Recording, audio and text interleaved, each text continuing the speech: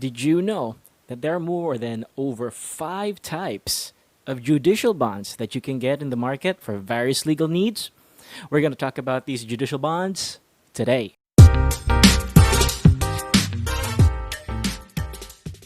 What's up? You're watching Tito Talks, non-life insurance discussions. Happy Friday to you guys. Thank you so much for joining us. Magandang biyernes po sa ating lahat.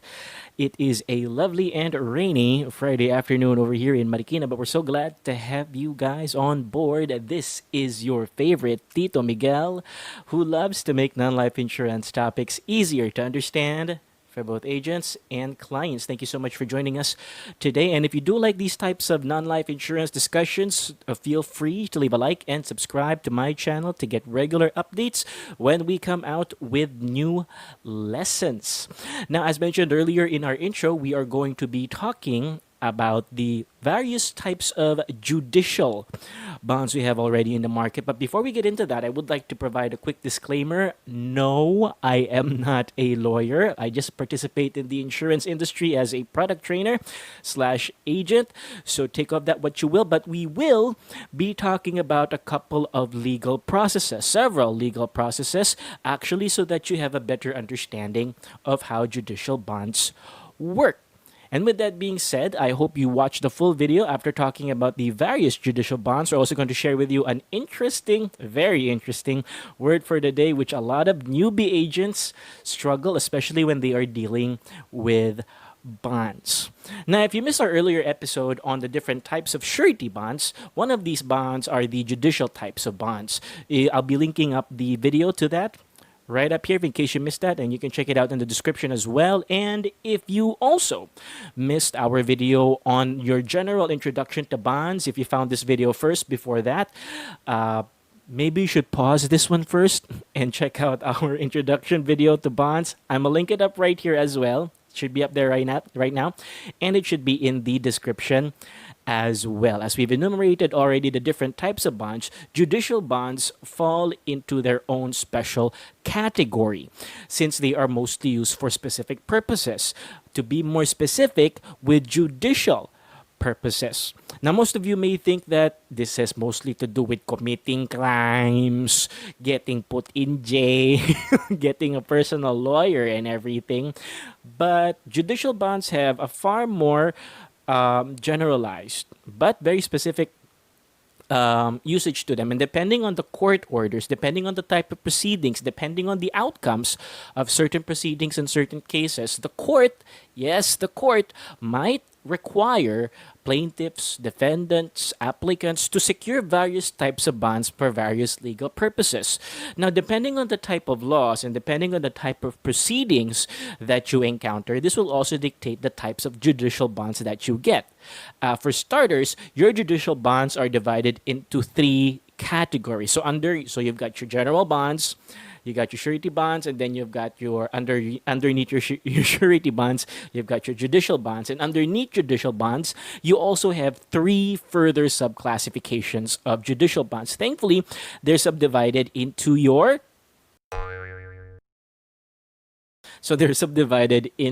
civil judicial bonds, your criminal judicial bonds, and your fiduciary judicial bonds, all 3 of which have various types underneath them, which serve specific purposes for various legal instances. Now, let's talk about the more common type known as your civil judiciary bonds. Now, when you say civil judiciary bonds, it's not as heavy as your criminal cases or your criminal liabilities, as you're not talking about broken laws. You're simply talking about various processes or various mediations between 2 parties that sometimes the court has to decide over. Some examples of these, pag nagkakahablaan po, when one person sues another person, that could be for trespassing, that could be for that could be for illegal possession of certain properties, assets, defamation, so that sort of thing. So when it's something like something related to that, but not just in between disputes between two parties, there are also other cases or other processes in which civil judicial bonds are deemed most important. The most popular type of civil judicial bond would have to be the replevin bond, and that's just one of several. Now, the replevin bond is a type of bond that you get when you're dealing with the seizure of properties. One party takes your property and you have to go to the court to defend your right to the property. Depending on the outcome of the court, the party that you're arguing against may or may not give back the property to you, pending the posting of these various bonds. So when both parties are arguing or disputing over certain property, they might be required by the court to get replevin bonds or counter replevin bonds so that they can protect their claims to the assets, pending the decision of the court. Now that takes care of your civil judicial bonds. Another interesting type of civil judicial bond is your guardian's bond, and this is for orphan children or parents who wish to declare or individuals who wish to declare guardianship over children who no longer have people to take care of them. So in order for the court to appoint someone as the legal guardian, and usually this happens in cases wherein these are very prominent children of very wealthy families who stand to inherit a lot of money, who stand to manage a big business when they come of age, a legal guardian should be in place to guide this particular child, who actually has to have a separation of interest. And in order for the court to appoint someone like that, they would need this individual to secure something known as a guardian's bond. Now, since I'm not a lawyer, the technicalities of this procedure are a little bit beyond me. So if I do have any lawyers in the comment section, please feel free to correct me or to add some more details to this explanation. The next type of judicial bond we're going to be talking about are the criminal judicial bonds. And this is wherein someone actually breaks the law, and it is the government that actually files a case against these individuals to get them to do their time, to get them to do to be able to penalize them for their transgressions against the law. And in these particular proceedings, the court may require the suspect in these cases, di pa napapatunayan, so we don't call them we don't call them convicts yet.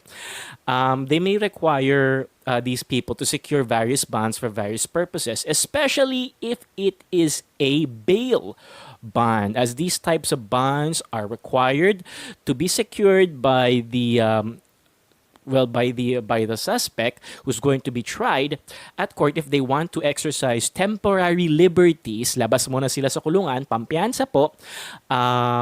Pending yung pagkuha po nila ng piyansa, pagbayad po nila ng piyansa, they would also have to secure a bail bond. And this bail bond actually guarantees that they will perform specific duties and they will adhere to certain guidelines until they are either convicted or acquitted of their crimes. Now, you've got a lot of other types of criminal bonds, such as your bonds for good behavior, criminal attachment bonds, and don't worry, we will have a separate discussion on those as well.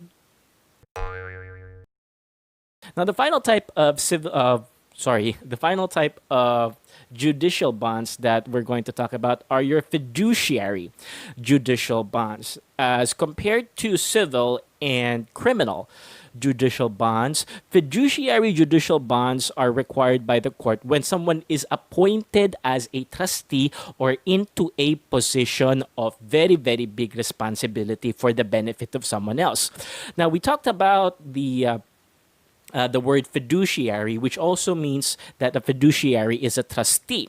So a fiduciary bond is a type of bond that the court will require someone who is about to be elected, who is about to be promoted, who is about to be instated in a certain position of power or trust, i.e. they're going to be given a very, very special job, a very, very special position that requires them to handle someone else's sensitive information, someone else's wealth, someone else's assets and liabilities on their behalf, which is why the court would sometimes require these people to secure fiduciary judicial bonds. A good example of a fiduciary judicial bond is an heirs bond. No, not heir na hangin, heir na tagapagmana. There are cases po kasi that certain heirs to a certain empire, to certain family's assets and wealth are still incapable of handling that wealth, i.e. minor pa sila, bata pa sila, and they cannot be trusted to handle the immense amount of wealth and assets that they will be inheriting by accordance to law. Pinamana po ng magulang nila sa kanila, sila po ang may karapatan dyan. And in these cases, wherein they are not capable, someone has to step in as the guardian or the trustee or the as the custodian of these children to help them manage the finances, to help them learn about how to control their finances, and to help groom them into better heirs. So that when they do get the bond or when they do get the pamana, they're more capable thanks to the help of the trustee. And this position requires something known as an heirs bond, because an heir can actually file a claim against their heirs bond if ever the case na hindi po nila nakuha or nadaya po sila ng kanilang caretaker, caregiver, ng kanilang guardian out of their inheritance. So the bond actually guarantees that the person in charge of them, while they're still not capable, actually acts in the interest of the people who will inherit the bond. As promised, we're also going to talk about our word for the day. You might have heard this one already and you did not catch it. It is the word replebin. As I hear most people pronounce it, the word replebin is actually a noun which refers to the repossession of properties if ever the case na mapatunayan na hindi pala sa kanila ang bagay na kinuha sa'yo. So when you have court proceedings that someone claims that something belongs to them, but then again the court decides that it belongs to you, the replevin bond actually guarantees that the person to whom the item is not supposed to be with returns it to you in full in terms of losses and damages as well. So let's put the schwas there and let me put the proper pronunciation and say this with Tito one more time. Replevin. And if you did not catch that, there is a short E sound, Evan. So there are two schwas at the beginning and at the end of the word. Say that for Tito one more time. Replevin bonds. Sounds very, very nice. And with that being said, thank you so much for attending Tito Talks Non-Life Insurance Discussions today. If you do want me to dive a little bit deeper into judicial types of bonds, please hit me up, send me a message, let me know what you think. Because next week, if nothing changes my schedule or no one makes a special request for what to cover, we are going to dive, get ready for this, we are going to dive into marine insurance. So buckle up, boys and girls. It's gonna be a bumpy ride next week. So once again, this is your favorite Tito Miguel, always saying, I hope you enjoy the rest of your day.